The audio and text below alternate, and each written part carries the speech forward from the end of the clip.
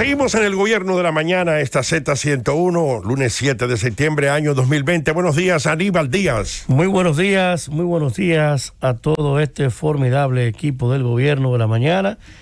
El abrazo, el cariño, la estima de siempre para nuestro don Álvaro Arbelo, hijo, y los componentes de este talentoso equipo: Julieta Tejada, nuestro querido Roselmo Tavares, la leyenda Willy Rodríguez, Felipe Romero y nuestro querido joven amigo Nayib Chaev. Ha ido ya tomando forma y cuerpo todo este proceso hacia la selección y la conformación de los integrantes de la Junta Central Electoral.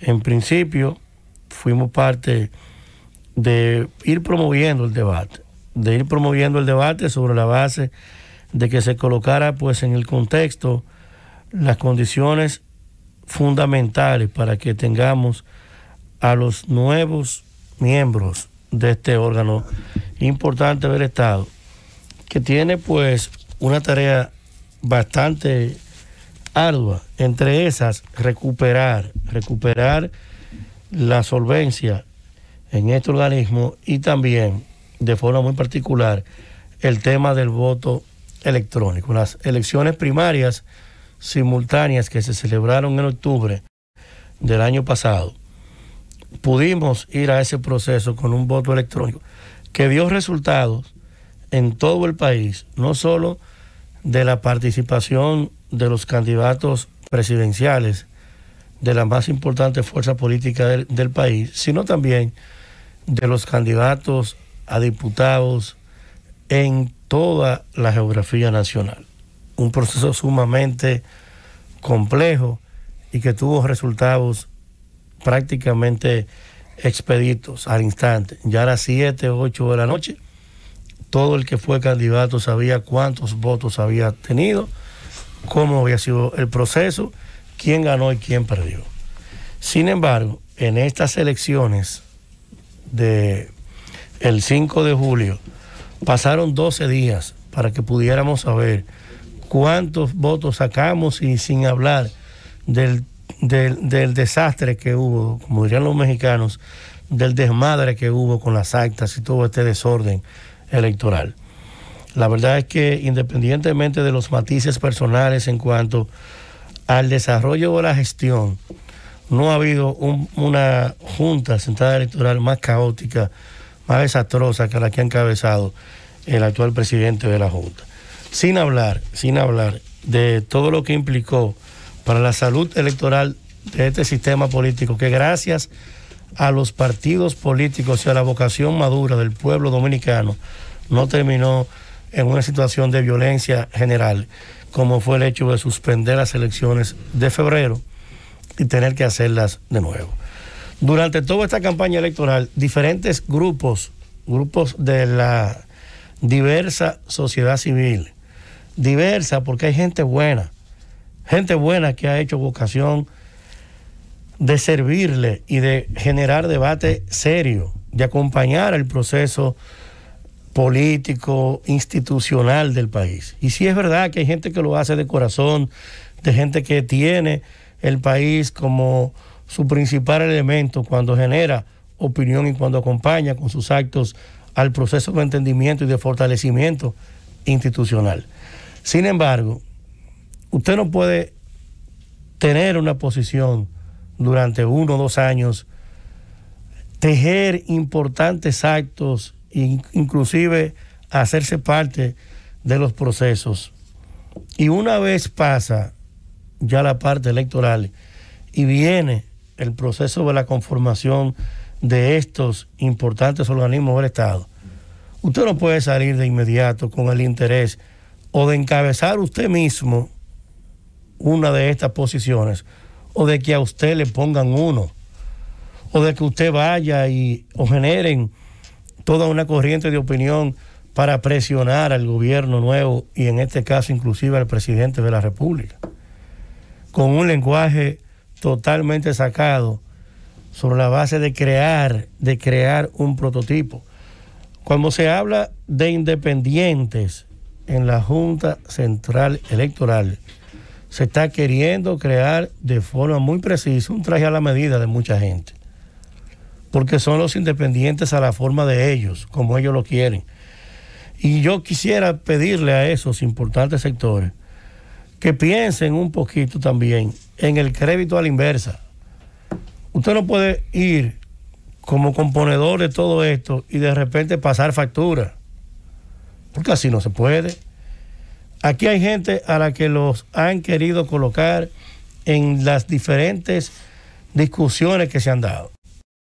Ya hay gente que lo han querido bailotear para procuradores.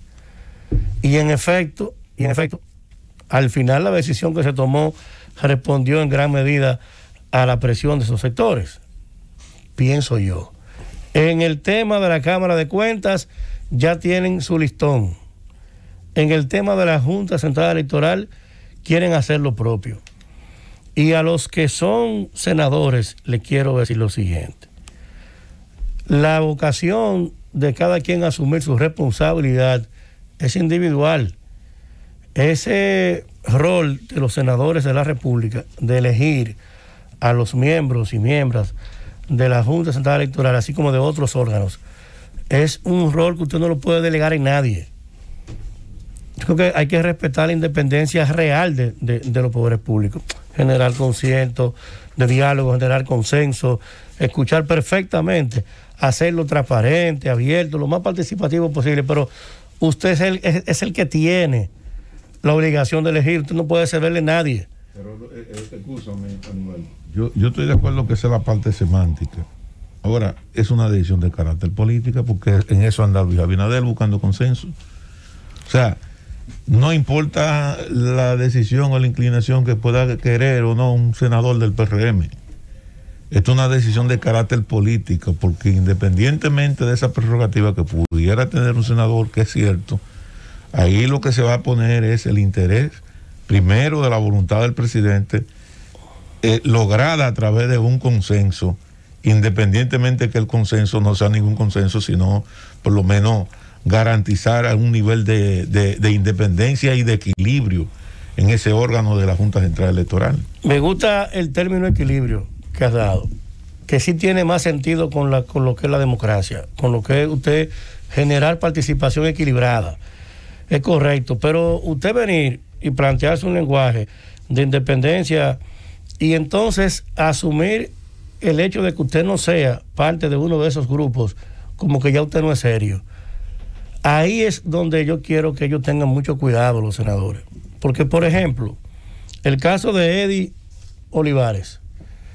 Eddie ha sido miembro ya de una manera histórica de ese órgano. Sus aportes están ahí. Su comportamiento ético, decente, flexible, moderado sobre todo, y con la concreción de liderazgo suficiente para poder producir en esa nueva dinámica en la que por vez primera la ley establece de que no todos tendrán que ser abogados, solo el presidente tiene que serlo, sino que pueden haber profesionales de diversas áreas. Excelente. Pero yo quisiera que ellos me digan a mí cuál sería el razonamiento en cuanto a seriedad, honestidad y capacidad. ¿Cuál de esos elementos no tiene Eddie Olivares? Su comportamiento prudente y totalmente históricamente comprobado ahí también de decencia en el manejo de la actividad pública, no solo cuando fue miembro de ese poder, sino cuando fue fiscal hace casi 20 años, lo bien que lo hizo. Esas propias instituciones de la sociedad civil fueron testigos cuando Eddie Olivares salió de ser fiscal de la provincia de Santo Domingo, cuando hizo Eddie su primera rendición de cuentas, el primer magistrado, procurador fiscal de ese entonces y todo lo que hemos vivido, que celebró un proceso de rendir cuentas, lo hizo Eddie Olivares. Luego pasa a ser miembro de la Junta, y cómo lo hace. Y ya en el ejercicio totalmente franco y abierto como persona pública, una persona honesta y decente.